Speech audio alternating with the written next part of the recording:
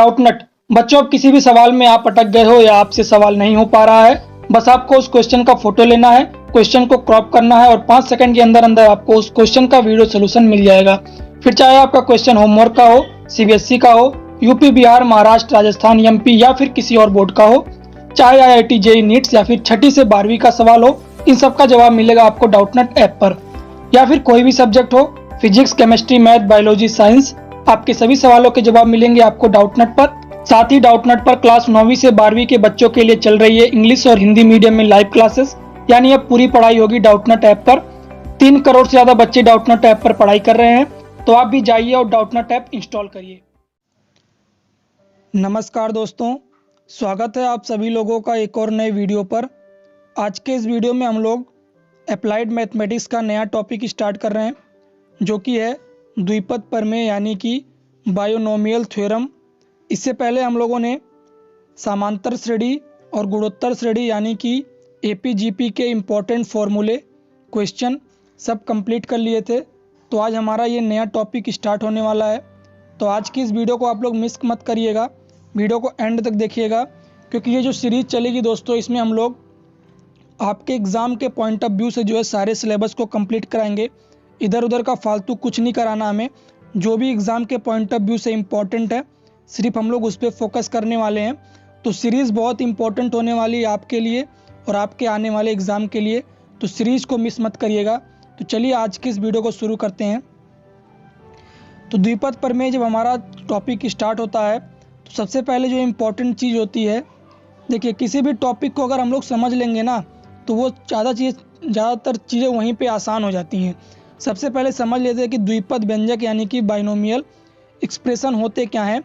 तो x plus a की power n के रूप के व्यंजक जिनमें केवल 2 पद हैं द्विपद व्यंजक कहलाते हैं। n द्विपद व्यंजक की घात है। यह मान धनात्मक, ऋणात्मक, पूर्णांक एवं भिन्नात्मक हो सकता है। यानी कि यहाँ पे जो x है और ये है 2 पद है, यानी कि ये 2 पद हो गए, और जो ये n है ये इन दोनों का घात है। यहाँ पे n की वैल्यू प्लस में भी हो सकती है, माइनस में भी हो सकती है, भिन्न टाइप में भी हो सकती है। मान लीजिए 1/2 भी हो सकता है, इस तरीके का भी हो सकता है।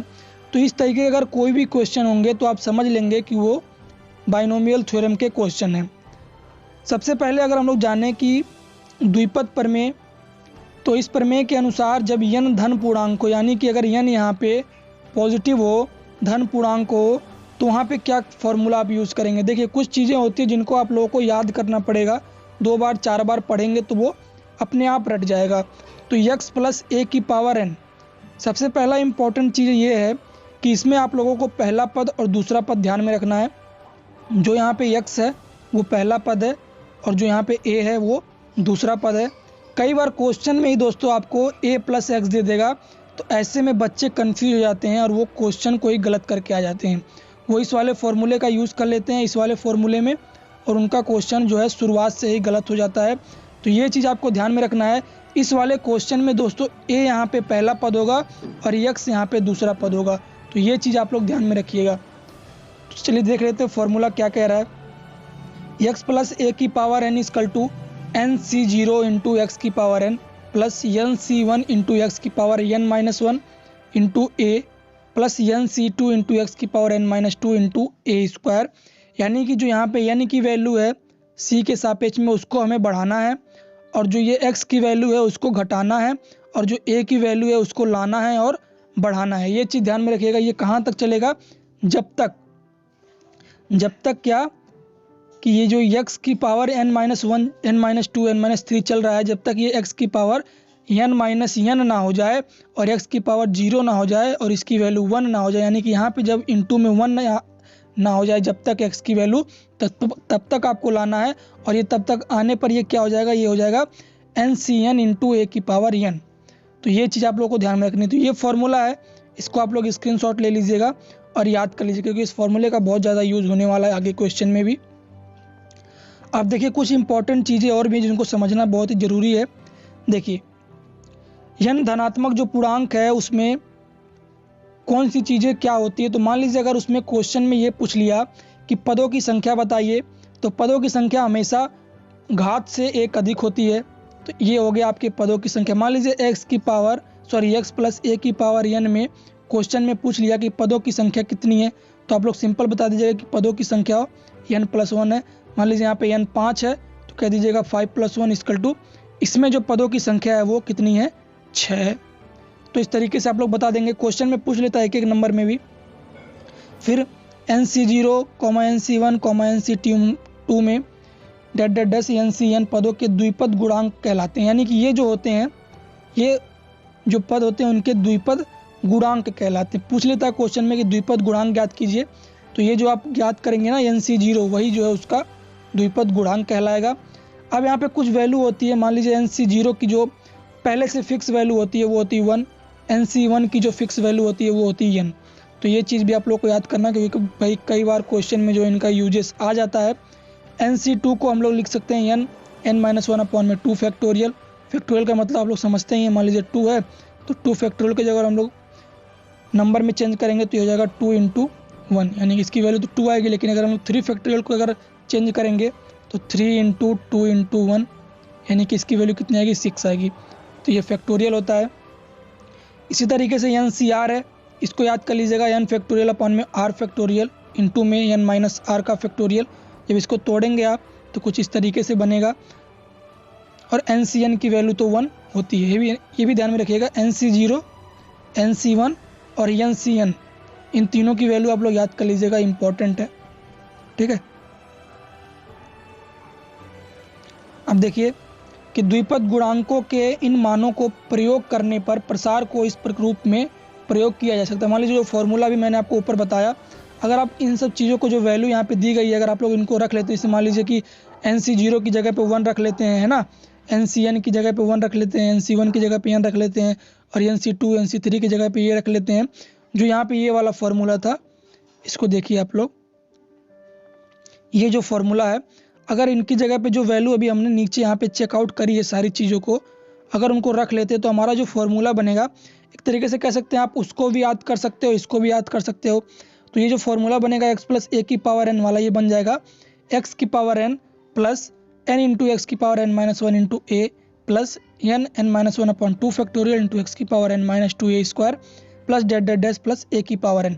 तो आप उसको भी याद कर सकते हो, इसको भी याद कर सकते हो, जो आपको लगे आसान आप उसको याद कर लीजिएगा। अब देखिए इसमें कुछ और भी पॉइंट है कि x की घात पहले पद में n होती है, जो अगले पद में एक एक करके कम होती जाती है, और अंतिम पद में यह घात 0 हो जाती है, जो अभी मैंने आप लोगों को ऊपर बताया। वहीं पे a की घात पहले पद में 0 होती है, जो अगले पदों में एक एक करके बढ़ती जाती है, और अंतिम पद में n हो जाता है। प्रत्येक पद में x तथा a की घात का योग n के बराबर होता है, यानी कि जो x की घात रहेगी, ठीक है, और जो a की घात रहेगी, इन दोनों का जो योग रहेगा वो जो हमारा क्वेश्चन में n दिया है उसके बराबर रहेगा, ठीक है। ये चीज़ भी ध्यान रखिएगा, फैक्ट है ये भी। अगला है कि r+1वें पद को tr+1 से प्रदर्शित करते हैं और इसे प्रसार का व्यापक पद कहते हैं। क्वेश्चन व्यापक पद से भी बनता है, तो आपके लिए ये फॉर्मूला भी इंपॉर्टेंट हो जाता है कि tr+1 = NCR इंटू एक्स की power n minus r into A की पावर r, या फिर इसको आप लोग याद कर सकते हो n फैक्टोरियल अपॉन में r factorial into n minus r factorial into में x की power n minus r into A की पावर r। तो ये थोड़ा सा अलग लग रहा है, आप इस फॉर्मूले को याद कर लीजिएगा, NCR इंटू एक्स की power n minus r into A की पावर r, ठीक है। व्यापक पद क्वेश्चन में आ जाता है, एग्जाम में क्वेश्चन बनता है व्यापक पद का, तो ये फॉर्मूला आपको याद होना चाहिए। आगे कह रहा है कि व्यापक पद के सूत्र से बिना पूरा प्रसार किए कोई एक पद, मध्य पद, x की घात का गुणांक आदि सरलता से ज्ञात कर सकते हैं। एग्जाम्पल में देखिए यहाँ पे दे रखा है, एक क्वेश्चन हम लोग देख लेते हैं अभी एग्जाम्पल में, कि 2x + 3 की पावर 8 के प्रसार में छठा पद ज्ञात करना है, ठीक है, यानी कि हमें T6 फाइंड आउट करनी है। तो अभी हमने फॉर्मूला देखा T6 का, यहाँ पे देख सकते हैं आप लोग, tr+1 का जो फॉर्मूला था सेम वही फॉर्मूला यहाँ पे यूज होने वाला है। वहाँ पे T6 पूछ रहा है, यानी कि T6, तो हम लोग अगर इसको r+1 के पदों में लिखेंगे तो क्या लिखेंगे, T5+1, तभी तो हमारा 6 होगा।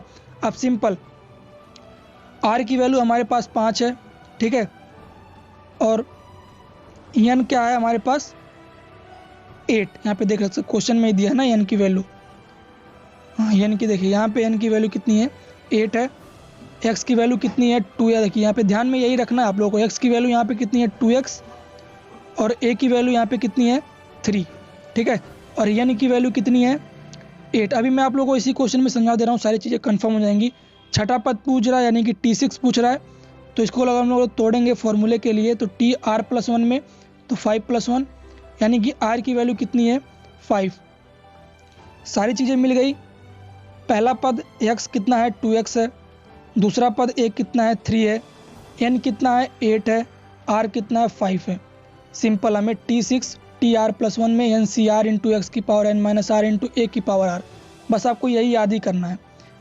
देखिए यहाँ पे NCr यानी कि 8 C r कितना था 5 इंटू एक्स की power n minus R, x हमारा क्या था 2x, तो 2x की power n minus R, n कितना है 8, r कितना था 5 इंटू ए की पावर r, ए हमारा कितना है 3, r कितना था हमारा 5। बस इसको आप लोग सॉल्व करेंगे, जो भी वैल्यू आएगी वो आप लोगों की निकल के आ जाएगी छठा पद।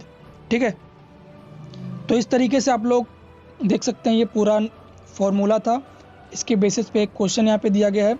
अगला जो पार्ट आएगा इसमें हम लोग क्वेश्चंस को देख लेंगे कि कैसे क्वेश्चन को करना है, किस किस तरीके से क्वेश्चन बनते हैं, क्योंकि 4-5 तरीके के क्वेश्चन बनते हैं, तो उन सभी तरीक़ों को हम लोग अगली वीडियो में स्टडी कर लेंगे।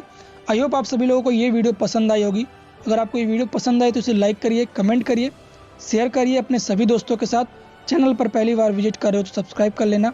वीडियो देखने के लिए आपका धन्यवाद। मिलते हैं नेक्स्ट वीडियो में।